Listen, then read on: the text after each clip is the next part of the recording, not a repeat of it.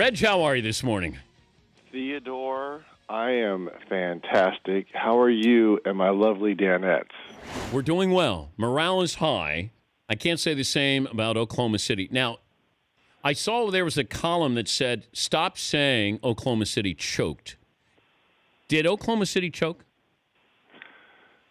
It's easy to come up with that narrative, obviously being up 3-1, and you had the team with the most wins ever during the regular season, 73, Golden State's on the rope. But I'm going to lean towards the other way, that Golden State found a way to take the series away. And I don't know if I was on your show or another show talking about if there ever was a team that had the firepower to come back from a 3-1 deficit. And it was set up where all they had to really do was win one game in OKC because they had the advantage of having Game 5 and Game 7 at home.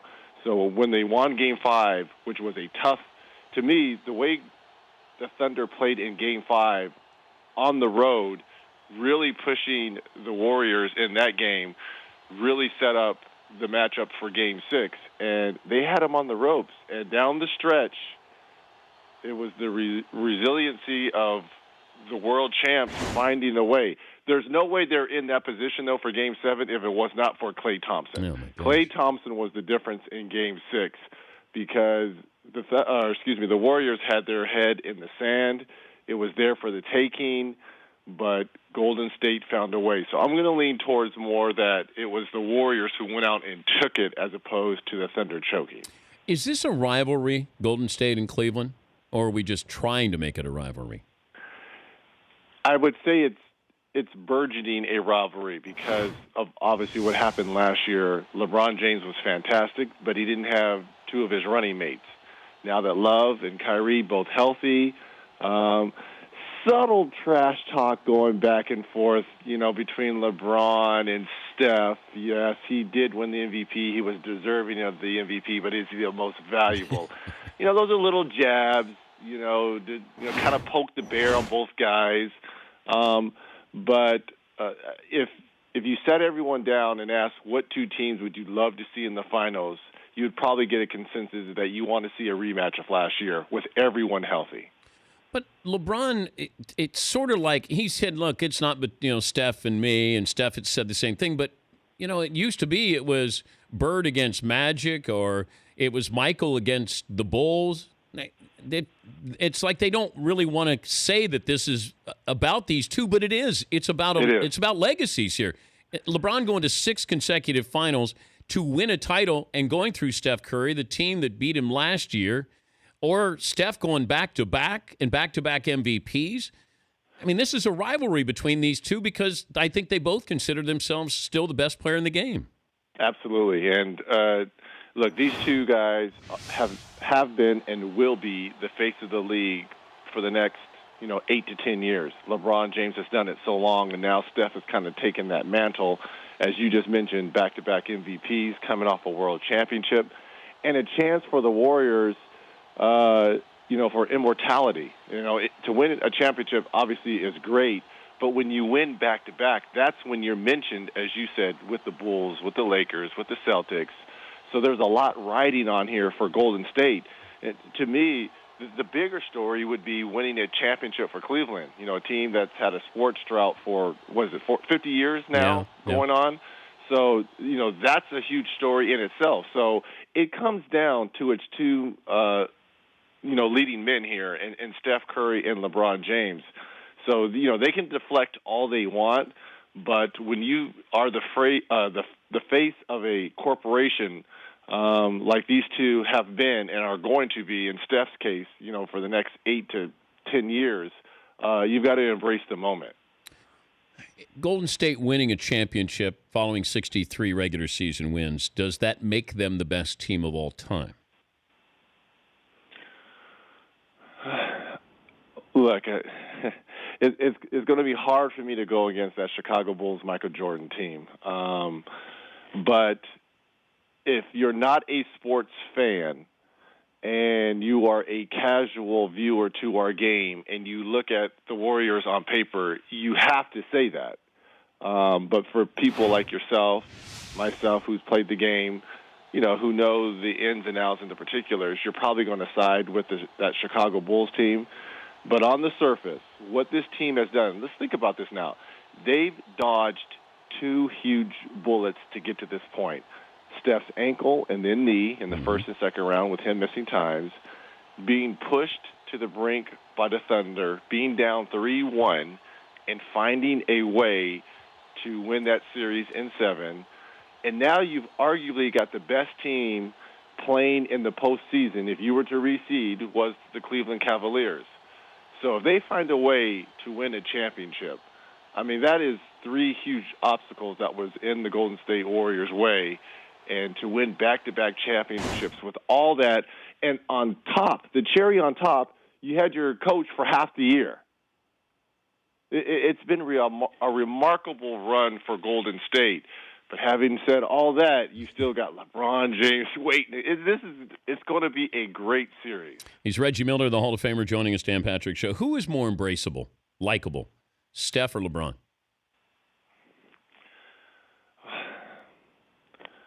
Well, everyone talks about us loving change. Change is good, and the new hot commodity on the market obviously is Steph, because we haven't seen what he has done. No one has seen that with the threes, the dribbling expedition, and the 40-footers, the choir boy looks and the smile.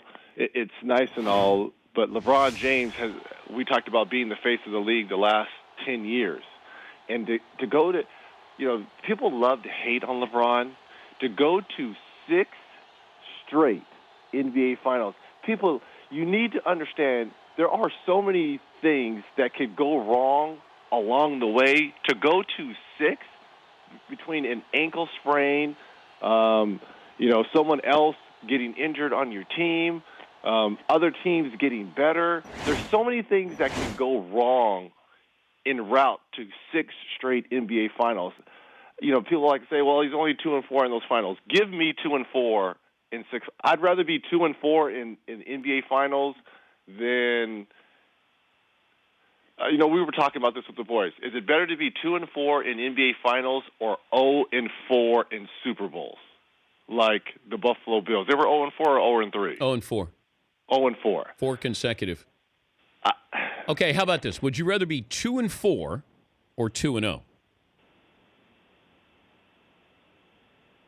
I would rather be 2-4. 6 times on the biggest stage, because once you get to the NBA Finals, it really is anyone's game. It could be, look, he easily could be 1-5 if it's not for Ray Allen. Think about that. I know. Really? No, think about that, right? Yeah, that's how close. Yeah. That's the margin of error. It really is. But this is going to come down to LeBron either winning or losing, Steph either winning or losing, but more to LeBron winning or losing than, Steph might not get as much criticism if they don't win as much as LeBron might if they don't win. Whether that's fair or not. If Dirk and Jason Terry and Rick Carlisle, revising their game plan in the middle of that series, LeBron could be 3-3, right? So I mean, it's all about Steph. I hate to say, it's a team game, obviously, yes.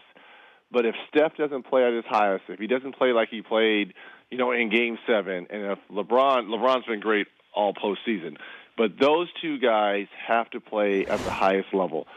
We know what we're going to get from Klay. Klay has been spectacular during this postseason. Draymond is going to have to be better. But it's funny because in last year's finals, David Blatt, in my opinion, was a little bit hard-headed of not changing his lineup and staying with Mozgov. Well, that's not the case this year because they start Tristan Thompson.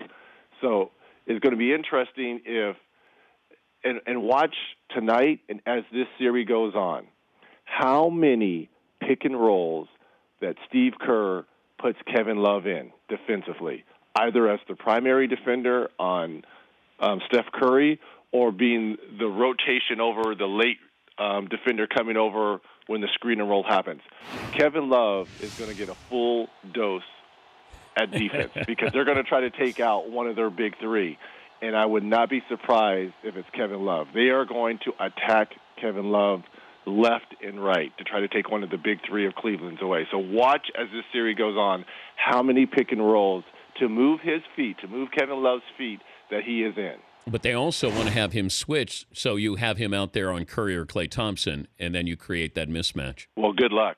Oh, I know. Good luck with that. Okay, you saw how that ended up with the Thunder with the switching. The Klay Thompson game in Game 6, you've been around the game for a long, long time. Have you ever seen anybody lock in like that? Now, I know he makes 11 threes, but I'm just talking about locking in a shooting performance where you just go, the closest thing I probably can compare that to, I don't know if it was Game 1 or Game 2, Michael Jordan versus Portland, when he kind of gives Magic the shrug when he was knocking down all the threes and he was just locked in. In terms of offensive gamesmanship and just being in the zone, I probably put those two scoring exhibitions in the same. I had never seen. I mean, look, I love shooting. You know that. It wasn't even in his hands before he was locked and loaded and released. That was breathtaking. And we need to start, people, seriously, talking about Steph and Klay, arguably the best backcourt ever. And I know people are going to go crazy now on Twitter, but we've got to start mentioning them, especially if they go back-to-back here. We can throw out names like Joe and Isaiah, Gail and Jerry, Walt, Frazier, and Earl Monroe. Earl the Pearl.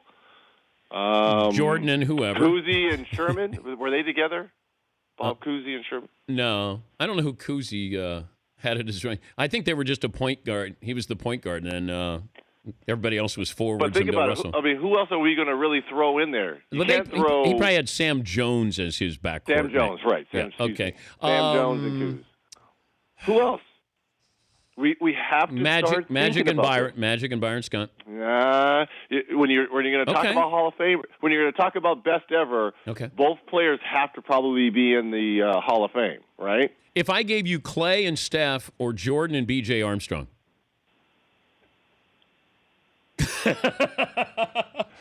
You're not fair, but I would go with Steph and Klay. Okay, all right, okay. I'm going with Steph and Klay. But it might have been a little closer than what. But it'd be a little bit closer. Okay, if I gave you Dumars and Isaiah. Okay, now we're talking. Steph and Klay. Now we're talking.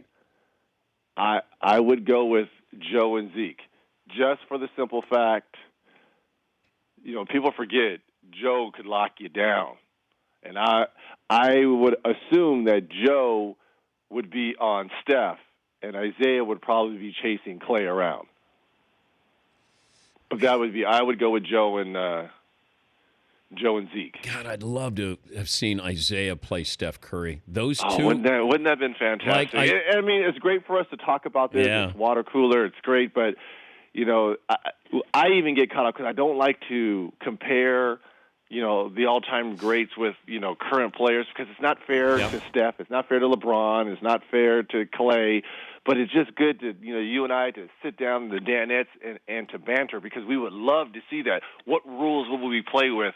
It's good to talk about, but it's not fair to the current players because right now they are rewriting and writing their own legacy right now. But that would be a fun matchup. I still would have to go with Joe and Zeke.